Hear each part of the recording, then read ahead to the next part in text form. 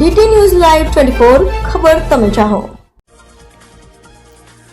મોરબીના MS Doshi હાઈસ્કૂલમાં ₹3 crore 20 lakh સ્વખર્ચે આરનો plant અર્પણ કરાતા ભામાશા અજય લોરિયા। મોરબીમાં ભામાશા અને યુવા અગ્રણી અજય લોરિયાએ વધુ એક સેવા કાર્ય અને ખાસ તો વિદ્યાર્થીઓના હિત અનુકરણીય કાર્ય કર્યું છે, જેમાં અજય લોરિયા સંચાલિત સેવા એજ સંપત્તિ ફાઉન્ડેશન દ્વારા મોરબીના MS દોશી હાઈસ્કૂલમાં યોજાયેલ વિદ્યાર્થીઓ પારિતોષિક અને સન્માન સમારોહમાં ₹3 કરોડ 20 લાખ સ્વખર્ચે આરઓ પ્લાન્ટને અર્પણ કરવામાં આવ્યો હતો।